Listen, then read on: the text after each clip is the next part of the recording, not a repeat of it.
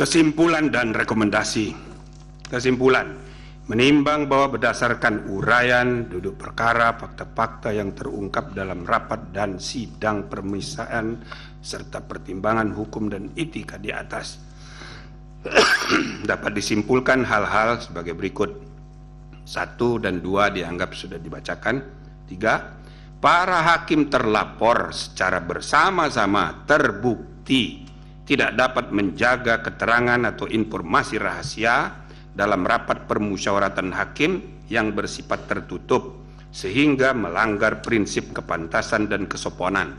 Penerapan angka 9. 4. Praktek pelanggaran benturan kepentingan sudah menjadi kebiasaan yang dianggap sebagai sesuatu yang wajar karena para hakim terlapor secara bersama-sama membiarkan terjadinya praktek pelanggaran kode etik dan perilaku hakim konstitusi yang nyata tanpa kesungguhan untuk saling ingat mengingatkan antar hakim termasuk terhadap pimpinan karena budaya kerja yang pekewuh sehingga kesetaraan antar hakim terabaikan dan praktek pelanggaran etika biasa terjadi.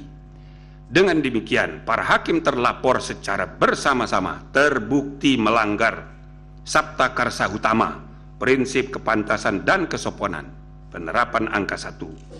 Rekomendasi, menimbang bahwa dengan bertolak dari hal-hal serta fakta-fakta yang ditemukan selama berlangsungnya proses persidangan Majelis Kehormatan Mahkamah Konstitusi, Majelis Kehormatan memandang penting merekomendasikan hal-hal berikut. 1. Hakim konstitusi tidak boleh membiarkan kebiasaan praktek saling pengaruh mempengaruhi antar hakim dalam penentuan sikap dalam memeriksa, mengadili, dan memutus suatu perkara yang menyebabkan independensi fungsional tiap-tiap hakim sebagai 9 pilar tegaknya konstitusi menjadi tidak kokoh dan pada gilirannya membuka peluang untuk terjadinya pelemahan terhadap independensi struktural kekuasaan kehakiman Mahkamah Konstitusi secara kelembagaan.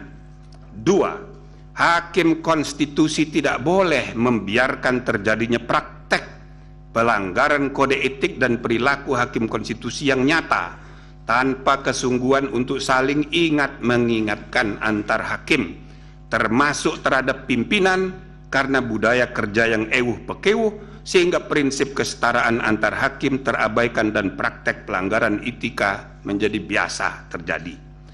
3. Hakim konstitusi harus menjaga iklim intelektual yang syarat dengan ide-ide dan prinsip-prinsip pencarian kebenaran dan keadilan konstitusional yang hidup berdasarkan nurani yang bersih dan akal sehat yang tulus untuk kepentingan bangsa dan negara, tercermin dalam penulisan pendapat-pendapat hukum dan dalam permusyawaratan dan perdebatan substantif di antara para hakim untuk menemukan kebenaran dan keadilan konstitusional yang hidup itu sebagaimana mestinya. 4. Hakim konstitusi secara sendiri-sendiri dan bersama-sama harus memiliki tanggung jawab hukum dan moral untuk menjaga agar informasi rahasia yang dibahas dalam rapat permusyawaratan hakim tidak bocor keluar. Amar putusan, mengingat Undang-Undang Nomor 24 Tahun 2003 tentang Mahkamah Konstitusi yang telah diubah terakhir dengan Undang-Undang Nomor 7 Tahun 2020 tentang perubahan ketiga atas Undang-Undang Nomor 24 Tahun 2003 tentang Mahkamah Konstitusi dan Peraturan Mahkamah Konstitusi Nomor 1 Tahun 2023 tentang Majelis Kehormatan Mahkamah Konstitusi, memutuskan menyatakan 1. Para hakim terlapor secara bersama-sama terbukti melakukan pelanggaran terhadap kode etik dan perilaku hakim konstitusi sebagaimana tertuang dalam Sabta Karsa Utama, prinsip kepantasan dan kesopanan. 2. Menjatuhkan sanksi teguran lisan secara kolektif kepada para hakim terlapor.